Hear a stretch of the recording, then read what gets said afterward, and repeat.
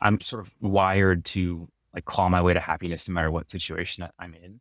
I realizing that it's never going to be my circumstances that necessarily that make me happy. It's a mindset thing. And if I can control the mindset piece of it, then the circumstances are all just icing. And if they don't exist, at least I still have a cake.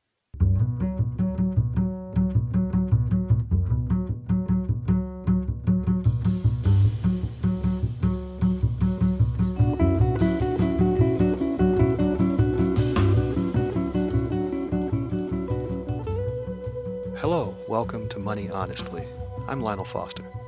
Sood is a medical doctor who is sick of the many financial limitations he's had to confront. For example, if a patient is covered by Medicare or Medicaid, why can't that pot of money also cover housing, which might be the best, most cost-effective prescription he could write for someone without shelter? And why can't you use some of the finance tools of for-profit startups to fund not-for-profit, community-based work? That's what Samir is asking and answering with the company he co-founded, FwdSlash. Samir grew up with relatively little money, and even after earning a doctor's salary, never seemed to become too attached to any of it. Of all the things he's done so far, that may be the one that impresses me most. He also plays the ukulele.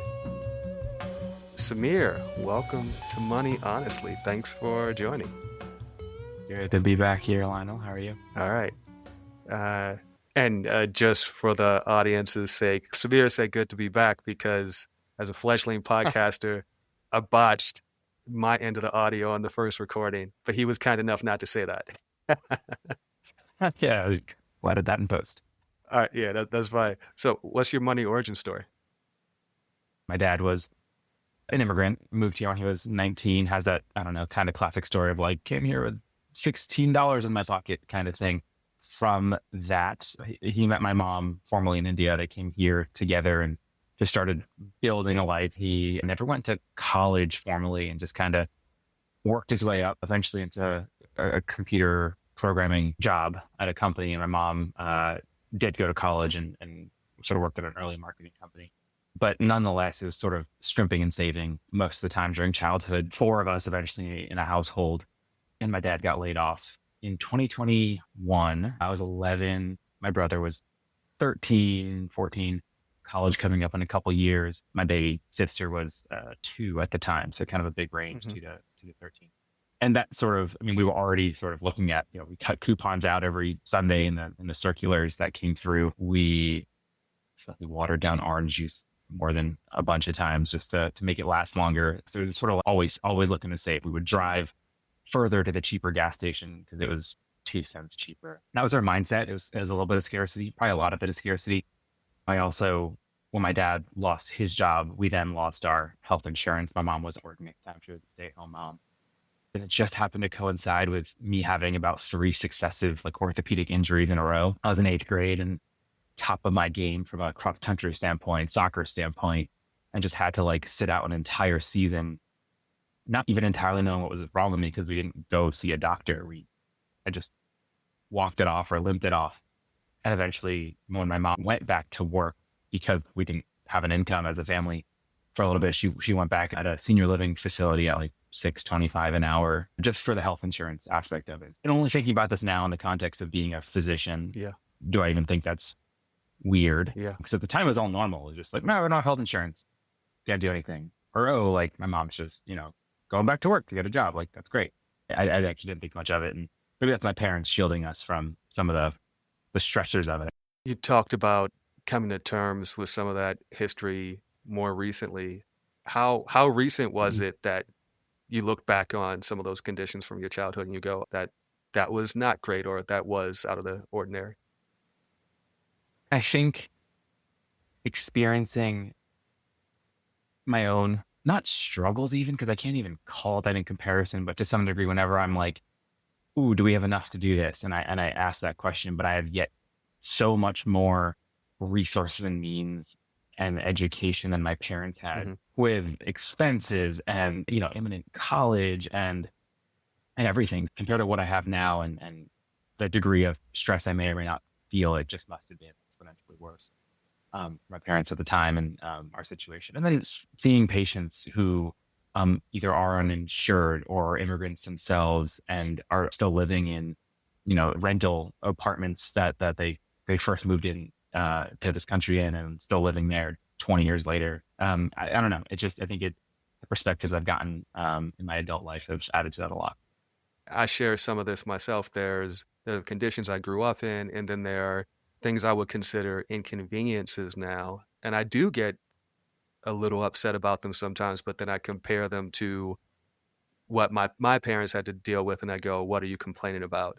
So I do hear a tension that's real for me between whether you're allowed to complain about anything or feel a certain way about what you do or don't have when you compare it to your parents. Is that indeed a tension? Are you of two minds on that? If anything, I've gratitude for where I am now. And if anything, thinking back about that experience, I'm like, it's more just sad and in fact angry for the world and how hard money makes things or how hard it has to be for some and not others. I think that disparity Yeah. and how easy it is for me now compared to how hard it was for my parents, like the disparity, I think is kind of what strikes up more of the emotions and the tension, if any. Yeah. What do you do for a living? Yeah, I'm a physician now. And again, that's off the backs of my parents and their sacrifice. I kind of view that as my infinite privilege that I'm in this position, I'm in this role, I can quote unquote help people. And so with that, I've kind of made sure to bring myself to places of actual need. People listen to physicians and there's a shortage in some places, not in others. So I've done a bunch of things in terms of went out to like rural Minnesota to work with a tribal population there with Indian health services or indigenous health services, work out in like Louisville, Kentucky with a special needs population. I currently work with a special needs population clinically in Nashville, Tennessee here. But then on the side, I've always been kind of an entrepreneur. And I'm not sure if that comes from, like, I've been working myself since I was 11, but like shoveling driveways, delivering newspapers, babysitting, painting, moving, raking leaves, kind of like done it all. Like everything in my neighborhood was done by me and my brothers. And so, yeah, I kind of have this entrepreneurial background, and with that plus my privilege, plus my background at this point, I run a company called FwdSlash, and it is intent on solving hard problems in society, starting with homelessness. How does FwdSlash work? Maybe it ties into the money story a little bit. Our country is a land of abundance. We're the richest country. We have the highest GDP. We have 16 million housing units unfilled. Yet we have over 4 million housing insecure, over 750,000 sleeping on the streets every night. We have every means to solve this problem. It's just a lack of will, lack of, logistics, supply in the right spaces. And me as a clinician, I've actually felt powerless at times. As much power as I have and as much privilege and all that, I've still discharged folks to the street after seeing them overnight in the ER. So it's been this exploration of looking at who in our communities are actually solving this problem. And it turns out it's a whole slew of community nonprofits that just do the work. They don't care about the money they make or don't make. They just get it done. Nonprofits get it done is a mantra that I've heard more than one say. So it's been connecting them into the healthcare value chain. How do we get them dollars from Medicaid, proving the value of their work, and in doing so, actually house the folks that need housing, proving that we can lower healthcare costs, improve outcomes just as much as a primary care doctor or specialist does. So you're a doctor and an entrepreneur. How do you juggle both? Sean else asked this the other day too, and I kind of said it was like, I don't see a difference. In fact, like my goal in life is to get people healthy and to find meaning. So it's actually one and the same. One looks like an entrepreneurial hat, one looks like a clinical hat. But in my opinion, it's just how do I bring people to health in as many ways as possible and solve for the things that create and lead to disease. It could be, autoimmune conditions in one role, or it could be a lack of housing in another. There's still two root causes, and autoimmunity has its own root causes, of which could be housing insecurity. Nonetheless, it's all the same problem set, just very different ways of treating, I suppose.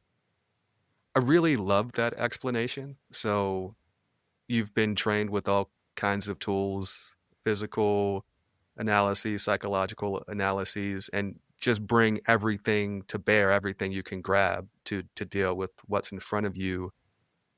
Is that kind of holistic thinking common enough in your experience?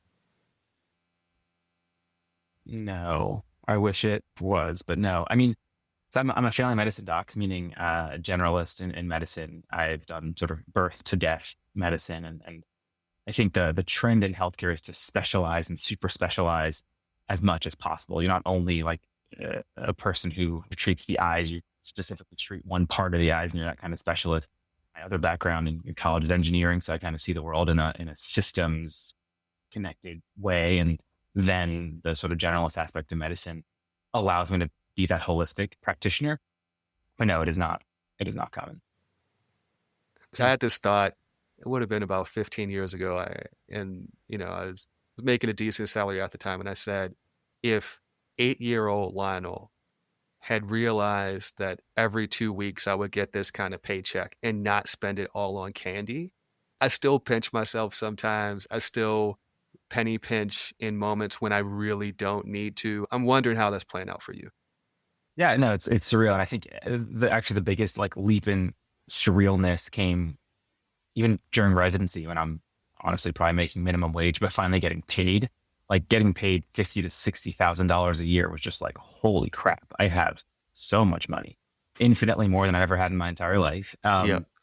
And again, this realization that I was happy as a kid, and now that I have this $60,000 a year, like it was really comforting to actually finally almost have a layer of feeling like bulletproof. Like I don't need much to survive. I've proven that as a kid, proven that as a resident, to the point that post residency, I only made slightly more. In fact, I didn't work much. I was kind of burnt out by the system of medicine. And I didn't make much more as a resident my first year out as an attending. And I didn't hit, I guess, close to a doctor's salary until last year. And I'm 5 years outside of residency. So it's afforded me this ability to slowly, methodically build not how much I want to make, but what I want to do and why. And if money follows, great. If it doesn't, I'm bulletproof on $60,000 a year from a happiness standpoint. Yeah. I think realizing how much, like I've alluded to here, it's just like mindset. I think my mindset was I was satisfied and happy and normal, and I could find happiness from pennies or a lot, and everything in between didn't really matter. And money's just sort of been this background thing to have. And as I've learned more and more, the degree to which it's just kind of a construct. And I think that's been in the last couple of years of new revelations about money and how it's printed in times of like COVID, how Bitcoin is just this new currency that was created. And as long as it's socially agreed upon, it has value. That's taken away some of the weight of it, realizing it's just kind of a myth that all humans follow at this point, no longer based on a standard. And that leads to more bulletproofness, but just ability to manipulate constructs at this point, whether it's my own, like I did the past 5 years, but then also now within the systems that I work. And I can elaborate more on that as well. So I think I hear you saying cryptocurrencies are yet another indication that money is made up. So why can't we do better, fairer things with it? Yes, I think that's the crux of it. Okay, cool. So the rules are made up. It's widely available, widely abundant. So why isn't it being leveraged sort of freely to solve some of our deepest, most wicked problems? And to that end, the work that I do has been a pursuit of how do we disseminate it more freely and more easily. It's so stuck in a certain sector of society. And meanwhile, it's, again, like these community nonprofits that are doing the hardest, most real, most ground level, fundamental work with the hardest population, getting paid minimum wage for it and relying on grants. So unlocking Medicaid healthcare dollars as a source of revenue for now a bunch of nonprofits across a bunch of states has been, just great. We can freely unlock this thing that's been sort of kept away for no real reason, and now start to let it flow in a direction that actually supports community efforts. Another thing we're doing is opening up channels and ways for community nonprofits to become investors, just like everyone who's privileged and has dollars, whether you're a company or a wealthy individual, invests to grow wealth. Can't nonprofits do that also in a way that grows wealth that then supports their mission or programs that they became a nonprofit for? So it's been really, interesting to kind of mess around with some of the rules of economics and the rules of financing and the rules of revenue generation as a for-profit nonprofit or a public benefit corporation. But have taken grants, have taken investment, and then are exploring new ways to bring the investor mindset and abilities to an investor class that's never really been called an investor class before. Yeah. No, it's very creative. When I heard you talking earlier about, look, you have big money concentrations in one stratum of society or some strata of society, why can't they get to where the money is most needed? Some people might hear that as a type of redistribution. Is that one of the things you're advocating for? I mean, I could see both sides of the aisle, if you will. It's either just distribution of wealth, or it's opening up new markets and increasing Mm-hmm. competition amongst who is providing value and getting paid for it. It's kind of both. It's opening up value change. It's opening up, access to competition. I think it assumes a fair, free market. But if community nonprofits have just expected to just deliver charity, like they've not been playing on a fair level playing field, as sort of these other big corporations or whatever, that sort of where wealth is hoarded in. So it is just opening up the market, increasing competition, if anything. Got it. So you have avenues and mechanisms, all financial, that are available to some institutions, often corporate, often for profit, and not to others. And you are actively trying to tear down some of those borders. Especially if they're make-believe borders, and absolutely. You used a really interesting term earlier. You described the kind of lack, poverty, homelessness as a wicked problem. I've heard at least two different definitions of wicked problems. Definition one is just so gnarly and so entrenched that it's hard to get through it. It's hard to make headway. And there's another one with a moral connotation where maybe it's wicked because it should never exist to begin with. I'm curious how you define that. Now that you point out both definitions, it's definitely both. It is absolutely gnarly, and it is absolutely not kind. In 2025, we have the most wealth the world has ever seen, and we still have the most poverty this world has ever seen, co-located, next to each other in the same cities.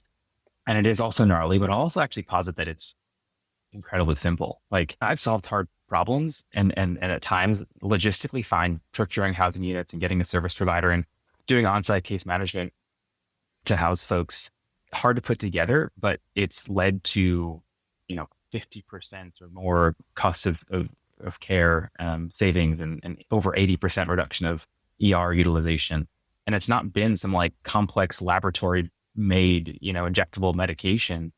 It's just like putting some pieces together. We've talked to municipalities who said, we have like 120 people who are homeless in our community.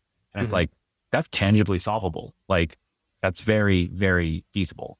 And that's kind of what it is. Break it down into its, on a municipal level, like this is the number. It is a tangible, housable number. Mm-hmm. And my understanding is there is a multiplier effect because so you have individual ramifications of someone being unhoused and then a much broader social and economic ramification. If you don't have a place to live, of course, that has crushing implications for you, but it also means higher, you're much more likely to utilize the ER, and there are resources there. For every person we think of as being unhoused, what are some of the other ramifications of that we should be aware of? Yeah, I mean, someone who's unhoused, so no access to consistent food, healthcare, relationships, all the things we take potentially for granted if we're living in a stable place. They don't have a mailing address. They don't necessarily have a driver's license. They don't have a resume. They don't have a computer to make or print a resume. So everything just becomes infinitely harder. And sometimes the easiest thing to find solace and respite from that is either emergency rooms, which are forced to see anyone who walks through their doors, or substances that kind of dull the pain and take it away for a short period of time. And then ripple effects, like why this is a concern, not just to the individual, but to society, is it means, hospital beds are taken up, funding goes towards housing people in expensive hotel rooms called hospitals instead of actual housing units. And that's, taxpayer money. 911 calls for this population super high. It becomes everyone's problem because this is on our street and sidewalk and everything. And yet, we kind of ignore it on a day-to-day basis and kind of get on with our days. So you have to talk to a lot of different people, I imagine. There are service providers who might want to partner with you. There are all kinds of different funders. And when you describe kind of redefining the tools that you all have available and say, hey, why can't, for example, profits use at least some of their funds to invest more like a corporation might to see returns? What kind of response are you getting to that? I imagine that might threaten some people's idea of what's proper or what's even feasible. Yeah, I mean, I think there's an industry of innovation in healthcare that is, you get an idea, you get seed funding for it from venture capitalists, and then you're on this train that's left the tracks of then Series A and Series B, C, exit eventually or collapse and fall. And so to break that and say, you know what, we're actually going to actively reject VC as a route to fund this. And we're going to electively try to raise from a group, not that we just want money from, but we want accountability from. It's who do we want to be held accountable to, not just who are we just trying to get money from, and then whose problem of returns are we trying to solve, which takes our efforts away from the actual problem we set out to solve to begin with. So if we're solving homelessness and community value and capability to manage housing and services for a vulnerable population, then we can't go find, Silicon Valley-esque investors to extort dollars away from these communities to those sort of sectors. We're just not following startup rules and investment rules. And it's very, very intentional that we're doing that, because the current paradigm of healthcare innovations not solving much. It's created returns, inordinate returns for a few across a very few companies, but chronic disease is rising, social depravity is rising, disparities are rising, childhood obesity is rising. So not much is actually getting better, despite the money flooding in some ways, in some pockets. So inevitably we have to actually design a new system. And that's kind of our philosophy and ethos, is how do we do that a different way, design a different mechanism. I want to go back to something you said earlier. You described that $50,000 to $60,000 threshold, and the first time you earned a salary in that range, it was more than you'd ever have. Apparently, you've structured your life in such a way that, hey, if you have to make it on about that much, then you can do it. What I'm hearing is money as a means and not the end. That's coming through clearly. What is the end for you, maybe personally and professionally? Money doesn't matter so much, but what does matter? Yeah, I mean, I think personally, my currency is time, as the true finite, most tangible, actual resource that is hard to come by. If anything, that's what I'd love money to buy me more of is time, the ability to spend time with my family, to travel, to learn, to do my hobbies, to be healthy. If there's any scarcity sort of mindset, and I try not to live with scarcity ever, but time is sort of more of a real currency to me. If money weren't so necessary for all of us, including for you, would you be doing something different with your life? It's a really interesting question. And it's actually probably something I asked myself post-residency. I think residency was the last time I was fully employed by a company, in this case, a hospital. And the last time I worked full-time, and the last time I was sort of owned from an intellectual property standpoint or not compete standpoint, all that stuff. Since then, and since stopping residency, I actually didn't work for about 9 months that year post-residency, because it was I need to do this differently. And what's most important to me is not the dollar sign of what I earn. It's autonomy over time, autonomy over ideas, autonomy over action.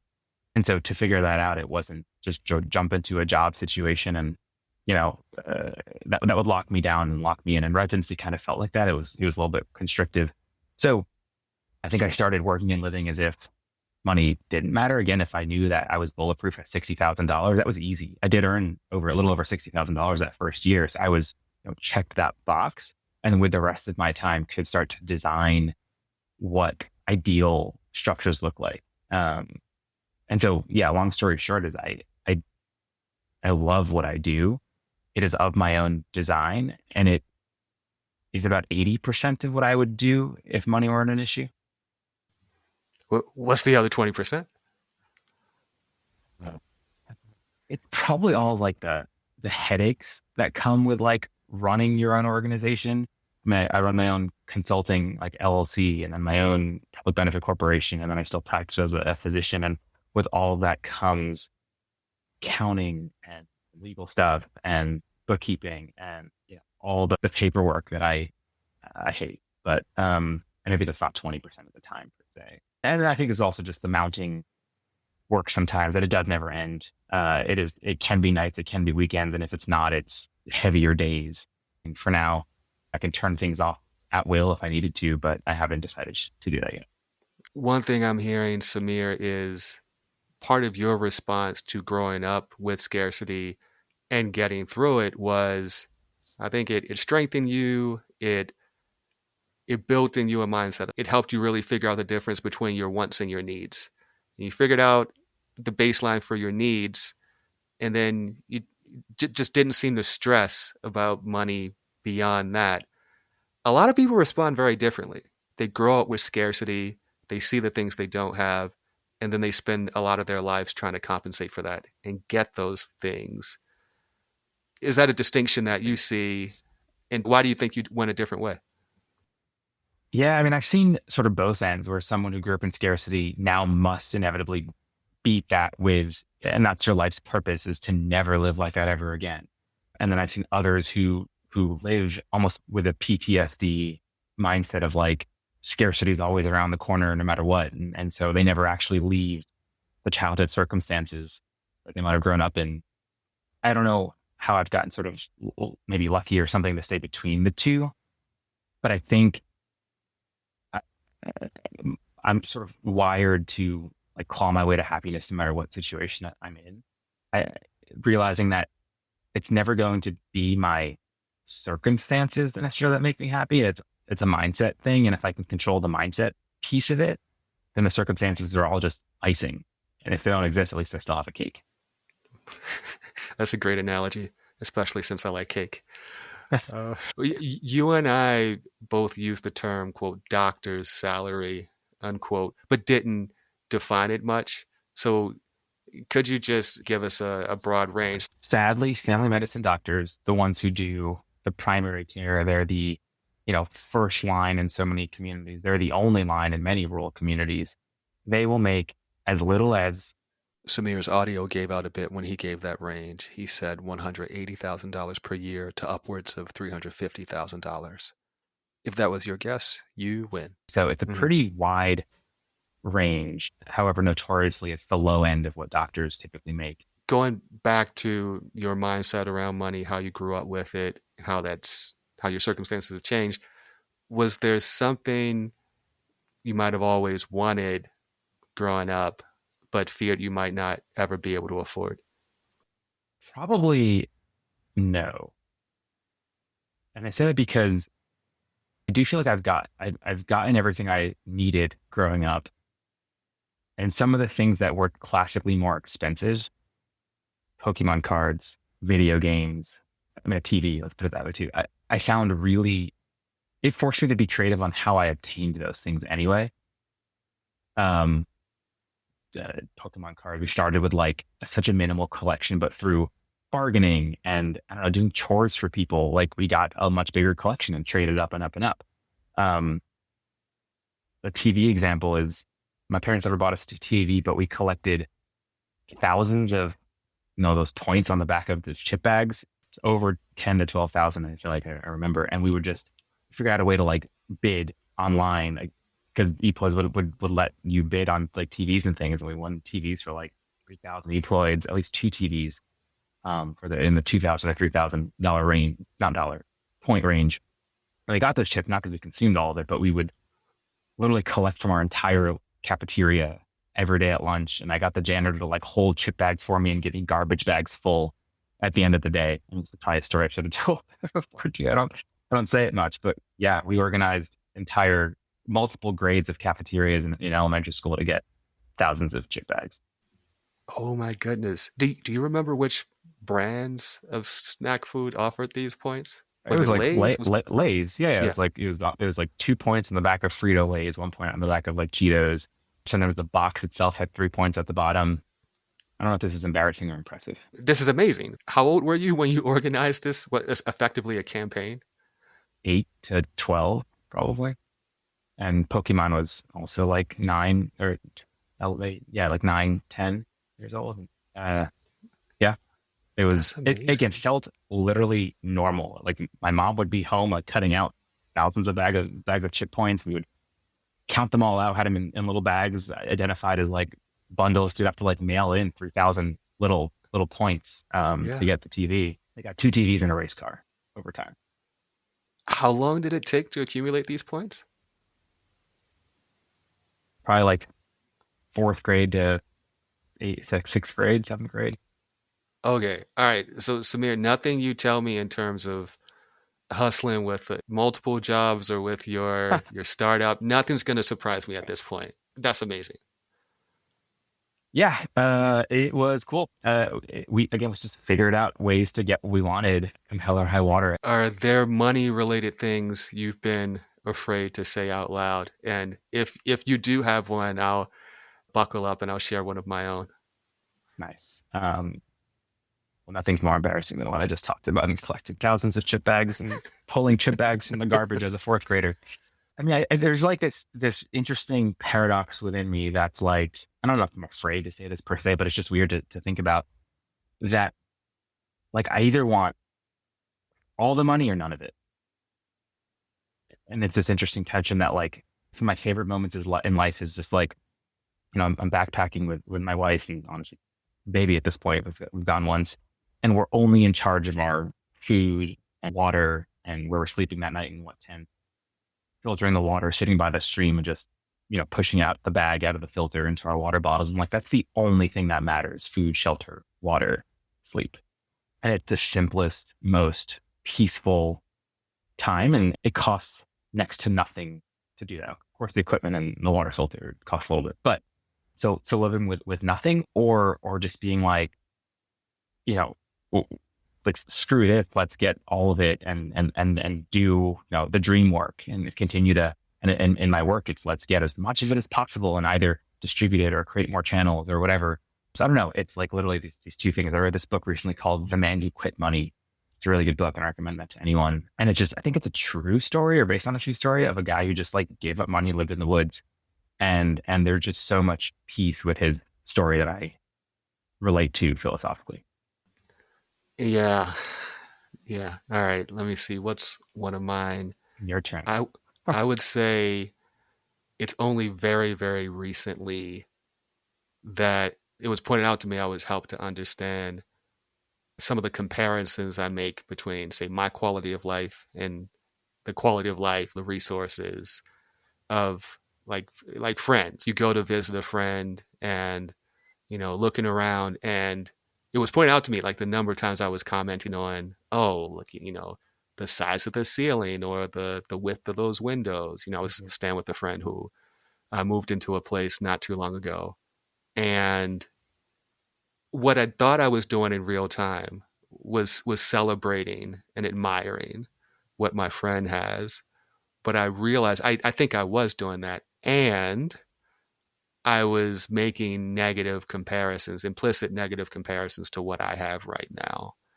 And that was I didn't realize I was doing it. So I think the thing that brought me up short was, okay, if I were doing that, if I had, maybe a little bit of jealousy, but I had a handle on it, I was aware of it, I don't think it would embarrass me as much. But to have it pointed out and have that be news to me I was so glad it was pointed out, but it did take me a moment to go, well, all right, yeah, check yourself. You weren't operating quite exactly in the way that you thought you were operating. So you got to rethink some things. Yeah, I mean, that's true. And I thought too, in that like, there's this insidious nature of money in that like, it's never enough. You can always compare yourself to someone above you. And the more you like attach your ego to what you have, the more that becomes this like subconscious thing that always happens. And I think brands know that, and designer brands know that. People know that. That's why they get big cars, just to like make that comparison implicitly against someone else. No amount of money will never be enough. So it's like the appeal of having nothing and just taking yourself out of that game.